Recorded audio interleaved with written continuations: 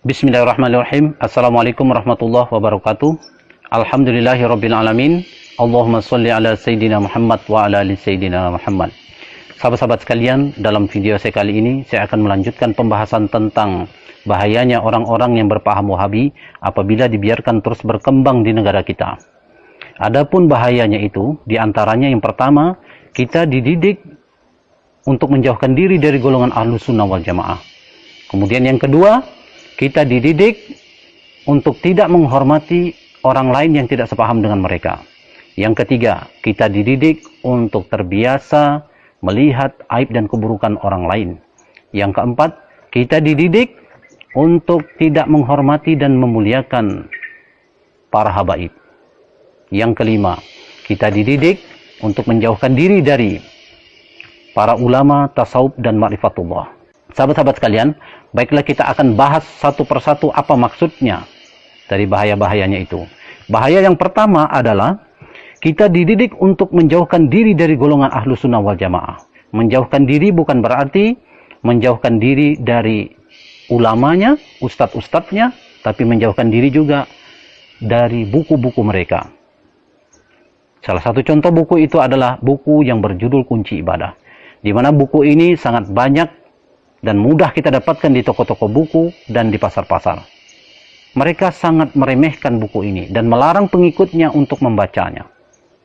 Tanpa kita sadari, kita dalam masalah kecil seperti ini, kita telah dijauhkan dari para ulama Ahlus Sunnah wal Jamaah.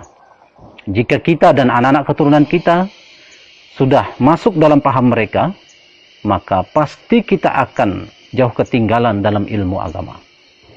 Jika sejak kecil anak-anak kita sudah masuk dalam paham itu, pasti mereka akan takut membaca buku-buku orang-orang Ahlus Sunnah wal Jamaah.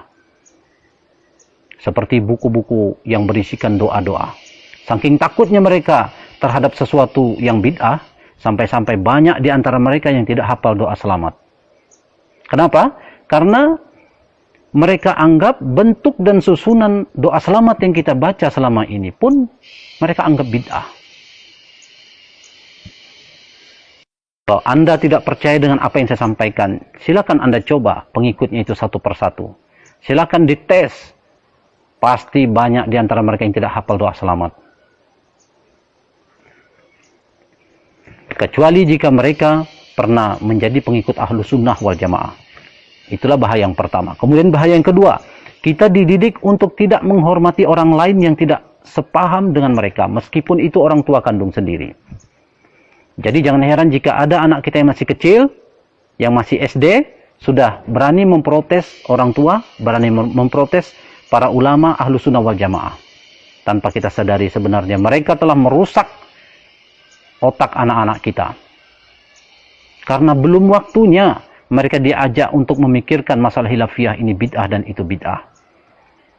Kemudian letak kebusukan ajaran mereka yang lain adalah kenapa yang diajak lebih banyak anak-anak dan orang-orang awam yang tidak mengerti ilmu agama. Kenapa bukan orang-orang dewasa dan orang-orang alim yang mereka ajak? Oh, ternyata kalau orang-orang dewasa dan orang-orang alim yang mereka ajak bisa membantah dan bisa melawan. Tapi kalau anak-anak dan orang-orang awam yang tidak mengerti ilmu agama, mereka taunya hanya ikut saja apa yang mereka katakan.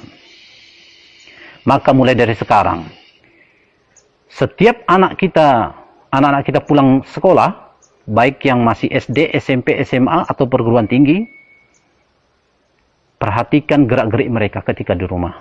Jangan-jangan mereka sudah dimasuki ajaran-ajaran sesat dari guru-guru mereka yang berpaham Wahabi. Jika sudah ada tanda-tanda kesesatan itu, maka cepatlah laporkan kepada kepala sekolahnya agar ditindaklanjuti oleh kepala sekolahnya. Jika kepala sekolahnya cuek atau mungkin takut atau mungkin juga sudah terpengaruh oleh ajaran-ajaran mereka, maka laporkan kepada tokoh-tokoh agama setempat.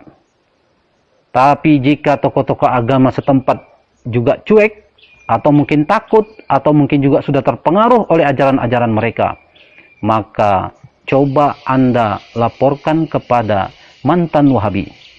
Orang yang pernah mengikuti ajaran mereka. Kenapa? Karena orang Wahabi ini, karena mantan Wahabi inilah yang tahu bagaimana cara menghadapi mereka. Jangankan untuk membantah pendapat mereka, sebelum mereka bersuara, mantan Wahabi ini sudah tahu apa isi dalam otak kepala mereka. Sahabat-sahabat sekalian, itulah bedanya kalau mantan Wahabi dan bukan mantan Wahabi. Kemudian bahaya yang ketiga, yaitu adalah kita dididik untuk terbiasa melihat keburukan orang lain, meskipun mulut mereka tidak menyalahkan perbuatan orang-orang Ahlussunnah wal Jamaah secara langsung, tapi sebenarnya hati dan pikiran mereka selalu menghujat, menghina, dan menyalahkan perbuatan orang-orang Ahlussunnah wal Jamaah.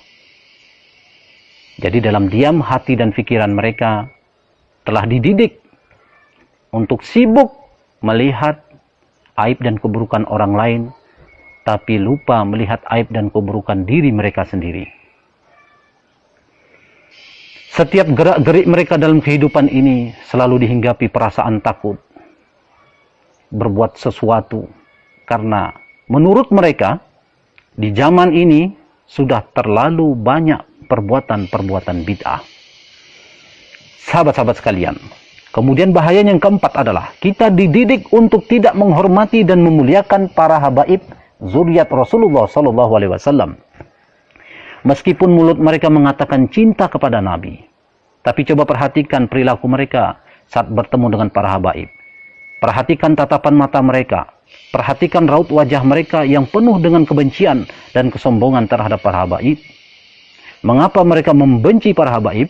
Karena mereka anggap para habaib ini adalah ahlul bid'ah, atau orang yang gemar berbuat bid'ah. Saya tidak percaya kalau orang-orang Wahabi ini mencintai Nabi. Sebab salah satu tanda orang yang mencintai Nabi itu bukan berarti hanya mengikuti perilaku Nabi seperti sholat, puasa, zakat, haji, dan lain-lain.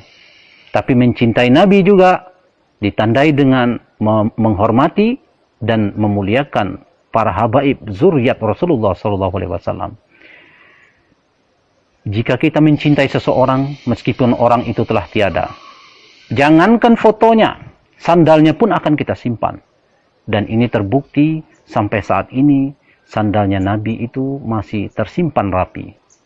Itu sandalnya Nabi, benda mati, masih dihormati orang. Seharusnya, apalagi para habaib, anak cucu keturunannya yang mengalir darahnya di dalam tubuh mereka. Sahabat-sahabat sekalian, makanya saya tidak percaya bahwa orang-orang Wahabi itu mencintai Nabi. Kemudian bahaya mereka yang kelima, kita dididik untuk menjauhkan diri dari para ulama tasawuf dan ma'rifatullah. Mereka menghujat dan menyesatkan orang-orang tasawuf dan ma'rifatullah. Dan mereka mengatakan bahwa ilmu tasawuf itu bid'ah. Kenapa mereka mengatakan ilmu tasawuf itu bid'ah? Oh, ternyata ilmu tasawuf itulah yang dapat membongkar kebusukan-kebusukan hati mereka. Makanya mereka tidak suka dengan ilmu tasawuf itu. Apalagi di dalam ilmu tasawuf itu, kita dididik untuk berani jujur melihat jenis-jenis penyakit hati dan bagaimana cara mengobatinya. Sahabat-sahabat sekalian, jika kita sudah terjebak dalam paham itu, kemudian berniat ingin keluar dari paham itu atau ingin hijrah, maka itu sangat sulit dan sangatlah berat. Tapi tahukah Anda bagaimana cara mudah untuk bisa keluar dari paham itu? Cara mudahnya adalah dengan mempelajari ilmu tasawuf. Carilah orang-orang yang benar-benar ahli dalam ilmu tasawuf. Pelajarilah ilmu tasawuf dengan benar. Pelajarilah ilmu tasawuf dengan sabar. Pelajarilah ilmu tasawuf dengan sungguh-sungguh. Dalam ilmu tasawuf itu, salah satu manfaat kita mempelajari ilmu tasawuf itu adalah kita akan tahu betapa berharganya waktu. Sehingga akan timbul perasaan rugi dan perasaan menyesal dalam hati kita apabila menggunakan waktu untuk membahas tentang khilafiyah. Ini